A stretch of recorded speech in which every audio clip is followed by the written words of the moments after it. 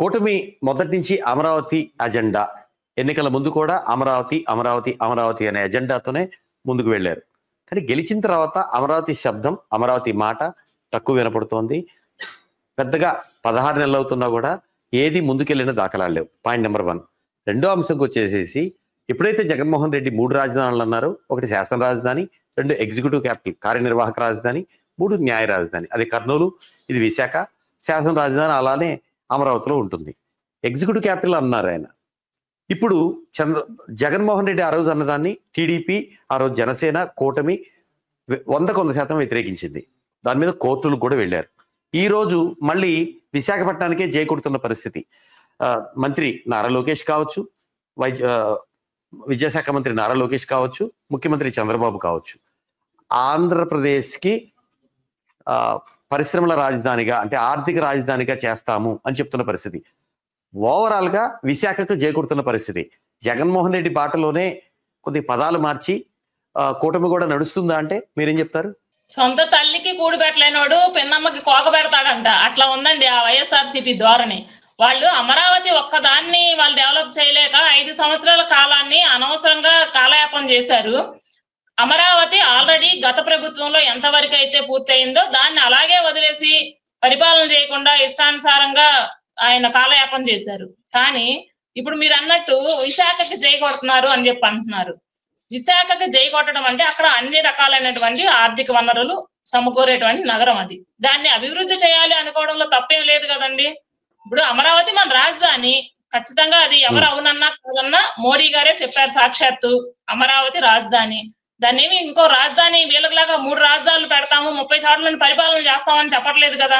ప్రతి ఒక్క నగరాన్ని కూడా అభివృద్ధి చేసే క్రమంలో, అది కోస్టల్ ఏరియా ఒకవైపు, పరిశ్రమలు ఉన్నాయి, అటు విశాఖ స్టీల్ ప్లాంట్ కానివ్వండి, అలాగే భోగాపురం పోర్ట్ కానివ్వండి, వివిధ రకాలైన పరిశ్రమలు ఉన్నాయి.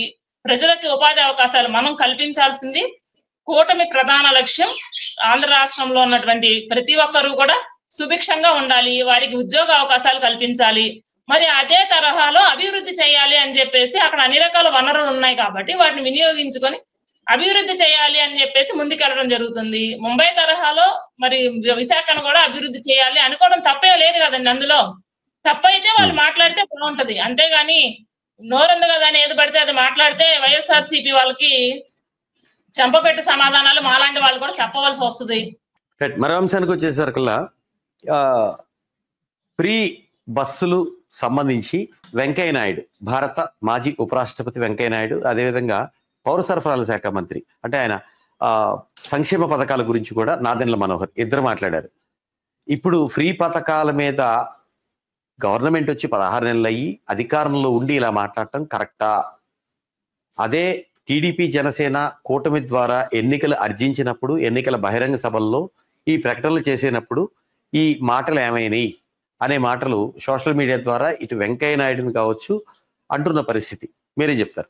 వెంకయ్య నాయుడు గారు మాట్లాడింది 100% ఏకీభవించవలసిన విషయం అండి.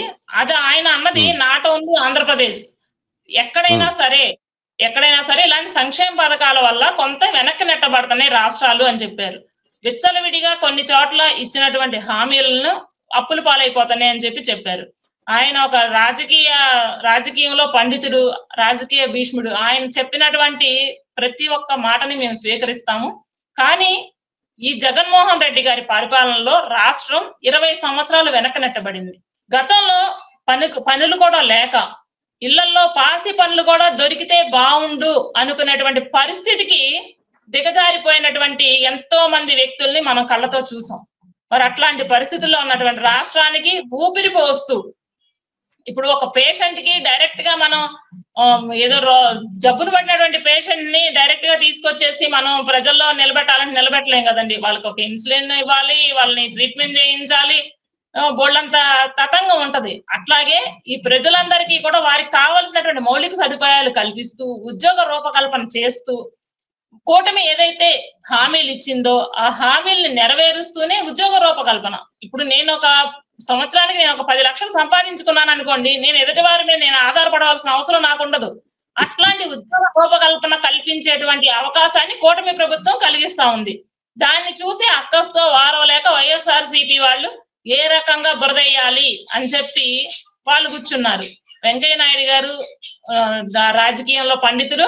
అలాంటి వాళ్ళ మాటల్ని ఖచ్చితంగా తీసుకుని రాబోయే రోజుల్లో ప్రజలే స్వయంగా మాకు సంక్షేమ పథకాలు అవసరం లేదు అని వాళ్ళే స్వచ్ఛందంగా వదిలిపెట్టి కూటమితో మమేకమై నడిచేటువంటి విధంగా ఆంధ్ర రాష్ట్రాన్ని తీర్చిదిద్దబోతా ఉంది కూటమి ప్రభుత్వం అని చెప్పి నేను తెలియజేస్తున్నానండి. మరోవైపు పవన్ కళ్యాణ్ దౌత్యం ద్వారా తమిళనాడులో నటుడు విజయ్ పెట్టిన టీవీకే పార్టీ, ఆయన టీవీకే పార్టీ అధ్యక్షుడు, ఆయన ద్వారా పవన్ కళ్యాణ్ ద్వారా దౌత్యం నడిపి ఆయనతో కలిసి బీజేపీ ఎన్నికలకి వెళ్లే విధంగా పవన్ కళ్యాణ్ దౌత్యం చేస్తున్నారు, మధ్యవర్తిగా ఉన్నారు, నటుడు టీవీకే పార్టీ అధినేత విజయ్ను ఒప్పించే ప్రయత్నంలో ఉన్నారు, ఆంతరంగికంగా వ్యక్తిగతంగా వీళ్ళు మాటలు జరుగుతూ ఉన్నాయి అనే ప్రచారం జరుగుతుంది. నిజమేనా అంటే ఇప్పుడు ఇన్ కేస్ నిజంగానే బీజేపీ కనుక పవన్ కళ్యాణ్ గారితో రాయబారం నడుపుంటే ఇందులో తప్పేం లేదు కదండి. కూటమిలోకి ఆహ్వానిస్తున్నాం. మేమేమి వెళ్ళి ప్రతిపక్షాలకు సపోర్ట్ చేయట్లేదు, లేకపోతే పక్క పార్టీల్లో వెళ్ళి జాయిన్ అయ్యి వాళ్ళకి వెళ్ళి సపోర్ట్ చేయమని చెప్పట్లేదు కదండి.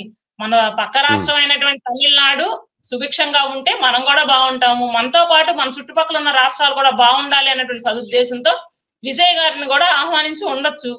పవన్ కళ్యాణ్ గారు ఏమన్నా పక్క పార్టీల నుండి రాలేదు కదండి, కూటమిలో భాగస్వామి. ఆయన ఆంతరంగికంగా నడిపి ఉండొచ్చు. ప్రత్యక్షంగా అయితే కనుక దానికి సంబంధించిన ఆధారాలు అయితే ఎక్కడ మీడియాలో గానీ, ఇటు పవన్ కళ్యాణ్ గారు గానీ, అటు బీజేపీ పెద్దలు గానీ ఎక్కడ కూడా రివీల్ చేసినటువంటి విషయం అయితే ఎక్కడా లేదు.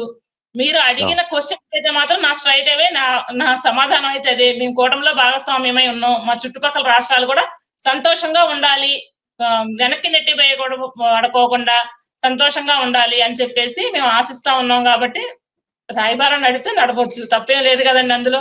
థ్యాంక్ యూ అండి లక్ష్మి గారు. Thank you. హలో, తెలుగు రాజ్యం ఛానల్ చూస్తున్నారా? సామాజిక రాజకీయ జీవన చిత్రణే తెలుగు రాజ్యం. అతిశయోక్తులు అసత్యాలు ఉండవు. రాజకీయ కోణం కాదు, ప్రజా కోణమే కొలబద్ద. తెలుగు రాజ్యం వీక్షణ మీ ఉత్తమ అభిరుచికి నిదర్శనం.